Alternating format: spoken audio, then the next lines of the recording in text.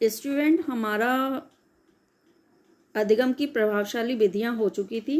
अब हमारे अधिगम के नियम या सिद्धांत ये स्टार्ट होंगे। तो पहला हमारा थॉर्नडाइक के सीखने का मुख्य नियम एवं अधिगम में उनका महत्व है। तो जो थॉर्नडाइक का सिद्धांत है वो देखते हैं अभी उसमें और क्या क्या है। तो अधिगम के सिद्धांत के बारे में देखेंगे। देखिए, जो थॉर्नडाइक के सीखने के नियम हैं उसमें क्या है, कुल 8 नियम हैं। ठीक है, 8 नियम उन्होंने बताए हैं। 3 नियम प्रमुख हैं और 5 नियम गौण हैं। ठीक है, तो ये कुल मिला के हो गए 8 नियम। ठीक है, मुख्य नियम कौन से हैं? जो मुख्य नियम उन्होंने बताए हैं, जो क्या कहते हैं, 3 नियम जो मुख्य हैं वो बताए उन्होंने। तत्परता का नियम, अभ्यास का नियम, और अभ्यास के नियम में भी उन्होंने कई पार्ट कर दिए हैं। उपयोग का नियम और अनुपयोग का नियम। और तीसरा उन्होंने है प्रभाव, संतोष या असंतोष का नियम, यानी कि प्रभाव का नियम। तो जो मुख्य नियम है 3, वो है तत्परता का नियम, अभ्यास का नियम और प्रभाव का नियम। और उसके बाद जो गौण नियम है वो 5 हैं। तो 5 वो कौन से? बहुप्रतिक्रिया का नियम, मनोवृत्ति का नियम, आंशिक क्रिया का नियम, आत्मीकरण का नियम, संबंध परिवर्तन का नियम। ये इनके 8 नियम हैं। और थॉर्नडाइक के सीखने के सिद्धांत ये इन्होंने कहाँ पे? 1913 में इन्होंने ये बनाया था। और यूएसए में इन्होंने एक किताब लिखी थी, शिक्षा मनोविज्ञान। ठीक है, थॉर्नडाइक ने जो प्रयोग किया था वो एक बिल्ली पर किया था। आप लोग को पता होगा, जहाँ तक ज़्यादातर लोग जानते होंगे कि थॉर्नडाइक का प्रयोग किस पे था? बिल्ली पर। उन्होंने एक भूखी बिल्ली पर प्रयोग किया था। और थॉर्नडाइक के जो नियम था, तो उनके जो कई नामों से उस नियम को जाना जाता है। तो वो था एक प्रयास एवं त्रुटि का सिद्धांत, प्रयत्न एवं भूल का सिद्धांत, आवृत्ति का मतलब होता है बार बार, किसी काम को बार बार करना, तो आवृत्ति का सिद्धांत, उद्दीपक अनुक्रिया का सिद्धांत, SR बॉन्ड का सिद्धांत, संबंधवाद का सिद्धांत, अधिगम का बंध सिद्धांत। ये क्या है? ये थॉर्नडाइक के सिद्धांत के ही नाम है। तो आपको ये सारे ही नाम याद करने हैं। ऐसा नहीं कि एक नाम आपने याद कर लिया तो उससे आप कर आएंगे, ऐसा नहीं। आपको ये सारे ही नाम याद करने हैं, क्योंकि किसी भी नाम से थॉर्नडाइक के सिद्धांत के बारे में आपसे पूछा जा सकता है। तो ये थॉर्नडाइक के सिद्धांत के उपनाम हैं। तो ये आपको देखने हैं। ये दोबारा से रिपीट कर देती हूँ। प्रयास एवं त्रुटि का सिद्धांत, प्रयत्न एवं भूल का सिद्धांत, आवृत्ति का सिद्धांत, उद्दीपक अनुक्रिया का सिद्धांत, SR बॉन्ड का सिद्धांत, संबंधवाद का सिद्धांत और अधिगम का बंध सिद्धांत। तो ये क्या है? थॉर्नडाइक के सिद्धांत के उपनाम। ठीक है, अब हम आगे देखेंगे थॉर्नडाइक के सीखने का शैक्षिक महत्व क्या है। तो वो भी हम देखेंगे। उसमें क्या है? धैर्य व परिश्रम के गुणों का महत्व, सफलता की आशा, कार्य की धारणा स्पष्ट होनी चाहिए। ठीक है, गणित या अन्य विषयों को समझने में सहायता, अनुभवों से लाभ उठाने का सिद्धांत, बड़े व मंदबुद्धि बालकों के लिए होता है उसका, शिक्षा के प्रति रुचि उत्पन्न होती है। ठीक है, तो ये इसके क्या है? शैक्षिक महत्व। इसे अभी हम डीपली देखेंगे। तो अभी मैंने ये शॉर्ट में आपको बता दिया। आइए इसमें हम देखते हैं पहले अधिगम के सिद्धांत होते क्या हैं, फिर हम थॉर्नडाइक से स्टार्ट करेंगे। चलिए देखते हैं इसे जल्दी जल्दी से, क्योंकि ये बहुत महत्वपूर्ण टॉपिक हैं आपके एग्जाम के। अधिगम का प्रत्यय शिक्षा मनोविज्ञान की आधारशिला है। शिक्षा मनोविज्ञान में सर्वाधिक ध्यान अधिगम की प्रकृति को समझने में तथा छात्रों में अधिगम स्तर को बढ़ाने के प्रयासों पर दिया जाता है। अधिगम के कई सिद्धांत हैं। इसके किसी एक सिद्धांत से सभी मनोवैज्ञानिक संतुष्ट नहीं हैं। अतः उन्होंने अधिगम को अपने अपने प्रयोगों व दृष्टिकोणों से समझने के लिए अपना अपना सिद्धांत प्रतिपादित किया है। एक सिद्धांत किसी एक बात पर बल देता है तो दूसरा सिद्धांत किसी दूसरी बात पर। प्रमुख रूप से अधिगम के सिद्धांतों को 2 रूपों में विभाजित किया जा सकता है: अधिगम के व्यवहारवादी सिद्धांत, अधिगम के संज्ञानात्मक सिद्धांत। देखिए इसमें क्या दिया हुआ है कि अधिगम का प्रत्यय शिक्षा मनोविज्ञान की आधारशिला है। शिक्षा मनोविज्ञान की आधारशिला क्या है? अधिगम। मतलब अधिगम के द्वारा ही शिक्षा को आगे बढ़ाया जा सकता है। और इसमें क्या है, हर मनोवैज्ञानिक ने अलग अलग तर्क दिए हैं, अलग अलग बातों को महत्व दिया है। तभी तो देखिए बहुत सारे सिद्धांत हैं इसके, अधिगम के बहुत सारे सिद्धांत हैं। पहला तो मैंने अभी बताया थॉर्नडाइक का सिद्धांत है, दूसरा पुनर्वलन का सिद्धांत है ना, और बांडुरा का सिद्धांत है, और भी सिद्धांत हैं। तो वो सब मनोवैज्ञानिकों ने अलग अलग तरीके से अलग अलग चीज़ों पे बल देते हुए बनाए हैं। तो उसके बारे में हम आगे देखेंगे, जो ज़रूरी हैं वही देखेंगे, आगे देखते हैं। और इनको दो भागों में विभाजित कर दिया है, एक अधिगम के व्यवहारवादी सिद्धांत और दूसरा अधिगम के संज्ञानात्मक सिद्धांत। अधिगम के व्यवहारवादी सिद्धांत ये क्या होता है देखते हैं। अधिगम के व्यवहारवादी सिद्धांतों को अधिगम का संबंधवादी सिद्धांत भी कहा जाता है। इन सिद्धांतों में सीखने का उद्दीपक तथा अनुक्रिया के संबंध के रूप में व्यक्त किया जाता है। इसी कारण इन्हें साहचर्य सिद्धांत भी कहा जाता है। इसके अंतर्गत निम्न सिद्धांत आते हैं। देखिए ये जो है अधिगम के व्यवहारवादी सिद्धांत, इसको क्या कहा जाता है? साहचर्य सिद्धांत भी कहा जाता है। थॉर्नडाइक का संबंधवाद सिद्धांत, पावलव का क्लासिकल अनुबंध सिद्धांत। देखिए इसके भी बहुत सारे नाम हैं, वो जैसे जैसे मैं कराती जाऊंगी वैसे वैसे उनके और नाम भी बताती जाऊंगी।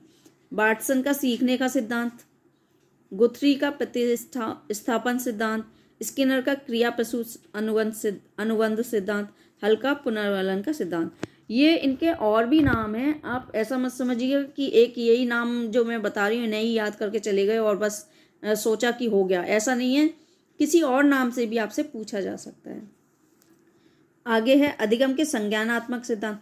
ये क्या थे? व्यवहारवादी सिद्धांत। तो व्यवहारवादी सिद्धांत किस किस ने दिए हैं? थॉर्नडाइक ने, पेवलव ने, वाटसन ने, गुथरी, स्किनर और हल। ठीक है। अधिगम के संज्ञानात्मक सिद्धांत ये किस किस ने दिए हैं? संज्ञानात्मक सिद्धांत में सूझ तथा समझ पर अधिक बल देते हैं। इसके अंतर्गत निम्न सिद्धांत आते हैं। ये देखिए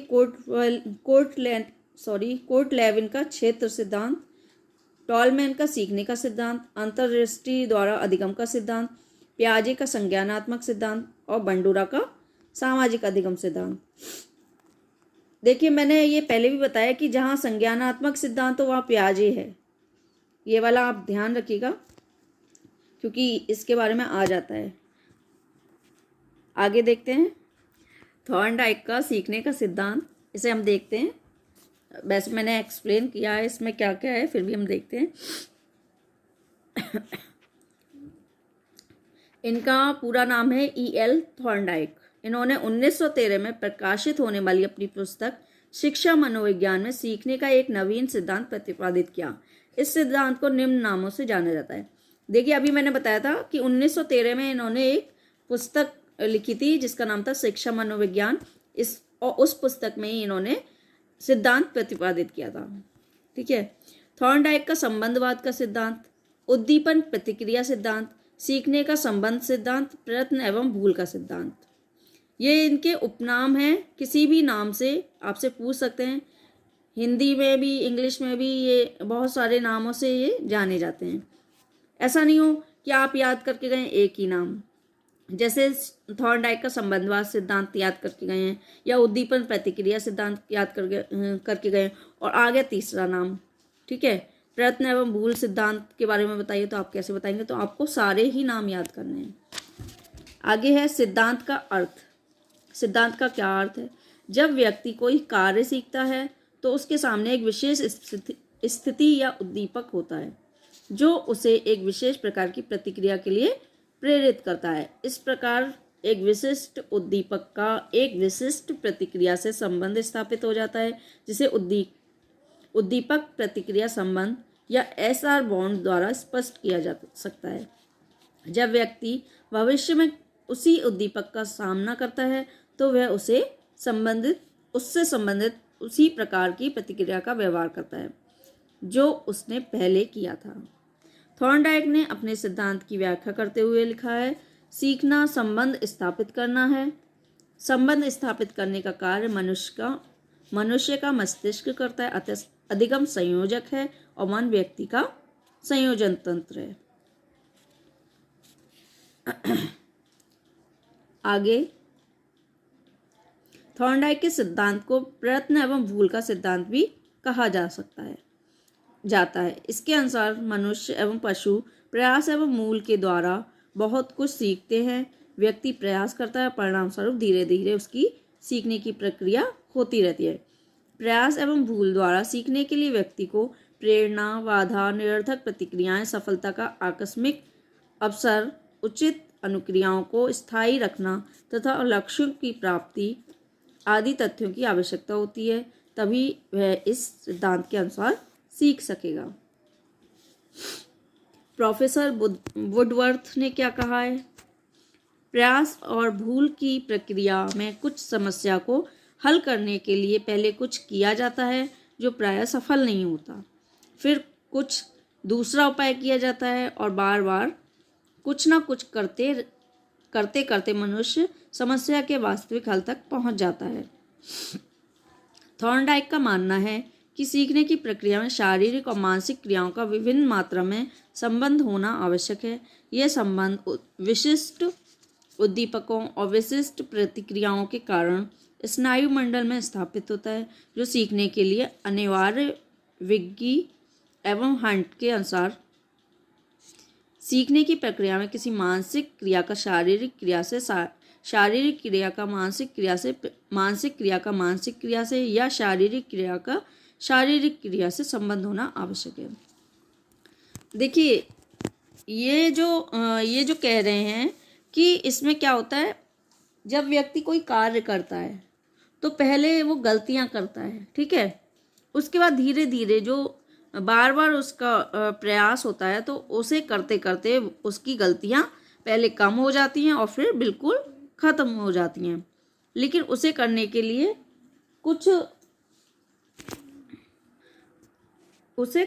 लिए या अधिगम के लिए या कुछ सीखने के लिए शारीरिक और मानसिक क्रियाओं का संबंध होना आवश्यक है, तभी वो कुछ सीख पाएगा।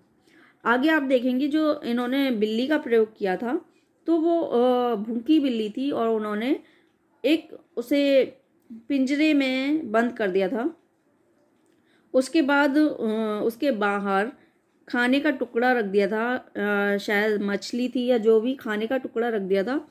और बिल्ली भूखी थी तो बार बार उस टुकड़े को देख के कोशिश करती है कि वो मुझे मिल जाए, कैसे बाहर निकलूं, लेकिन वो नहीं निकल पाती और उसी जो हाथ पैर फेंकती है और उसी चक्कर में उसका जो पैर या हाथ जो भी है वो लीवर पर लग जाता है और गेट खुल जाता है और फिर वो बाहर निकल के अपनी भूख को शांत करती है, उसे खा लेती है टुकड़े को, ठीक है। तो वो धीरे धीरे शुरू में ऐसे ही उसे खाना दिया जाता है, उसे भूखा रखा जाता है, फिर ऐसे ही बाहर खाना रख दिया जाता है और रोज़ वो ऐसे ही हाथ पैर मारती है और गलती से उसका हाथ लीवर पर लग जाता है और वो बटन खुल जाता है, मतलब जो उसका बटन होता है गेट का, गेट खुल जाता है और वो धीरे धीरे अपनी भूख शांत करती है। लेकिन एक टाइम ऐसा आता है कि उसे पता चल जाता है कि मुझे क्या करना है, मैं कैसे बाहर निकलूंगी और कैसे मैं इस टुकड़े को खा पाऊंगी। तो वो बिना गलती किए उसे